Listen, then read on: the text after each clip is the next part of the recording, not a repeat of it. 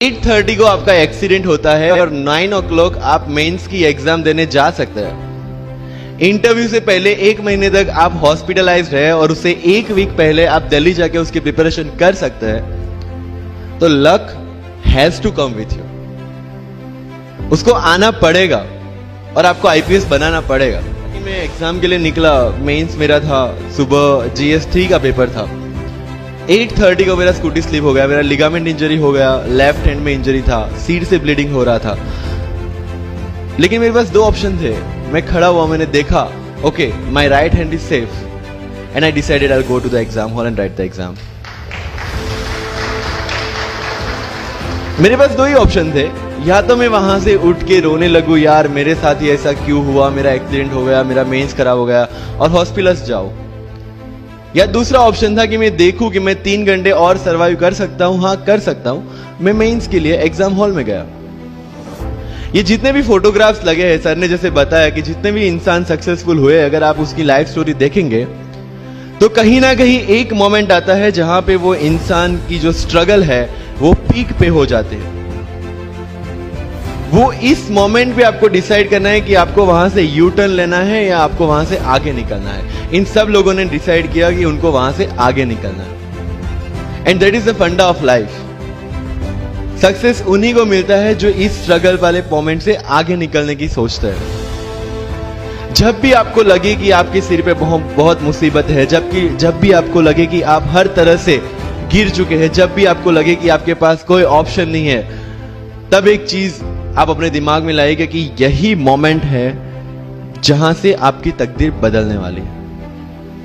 क्योंकि डायमंड जो होता है वो जितना ज्यादा घिसता है उतनी ज्यादा उसकी वैल्यू होती है। सोना जो होता है वो जितना ज्यादा तपता है उतनी उसकी वैल्यू होती है। अगर आप जिंदगी में तप रहे हैं, अगर आप जिंदगी में घिस रहे हैं, अगर आपको लग रहा है कि आप हर तरह से मुसीबतों में गिरे हुए हैं, तभी आपकी जो वैल्यू है वो बढ़ने वाली है। और यही मेरा एटीट्यूड रहा है। लोग बोलते हैं कि तुम्हारी फाइनेंशियल कंडीशन ठीक नहीं थी, पापा इलेक्ट्रिशियन थे, मम्मी हाउसवाइफ थी, डायमंड के कारखाने में काम करती थी, उसके बाद उन्होंने मैरिज में रोटियां बनाने का काम किया और उस तरह से मैं पढ़ा।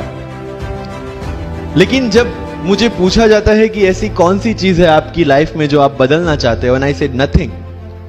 क्योंकि अगर वो चीजें नहीं होती मेरी लाइफ में तो शायद आज आपके सामने में नहीं होता। तो अगर लाइफ में प्रॉब्लम्स है, अगर लाइफ में स्ट्रगल है, जैसे सर ने बताया struggle is a part of life and I strongly believe in that.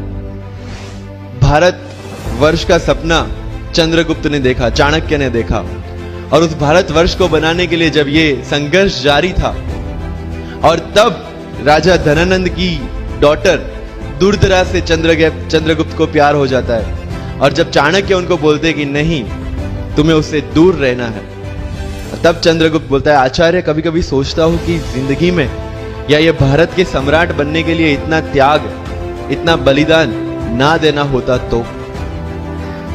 और तब चाणक्य रिप्लाई करते हैं तो हर कोई भारत का सम्राट होता। This is the fundamental rule of life.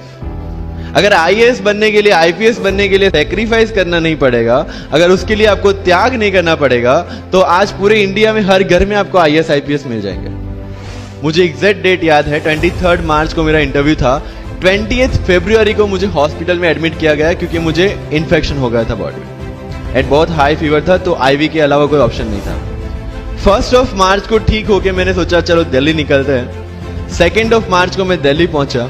3 मार्च को वापस से टॉन्सिलाइटिस का अटैक होने की वजह से फ्लाइट लेके वापस से पालनपुर अहमदाबाद, अगेन हॉस्पिटलाइजेशन। 15 मार्च को I got relieved from the hospital.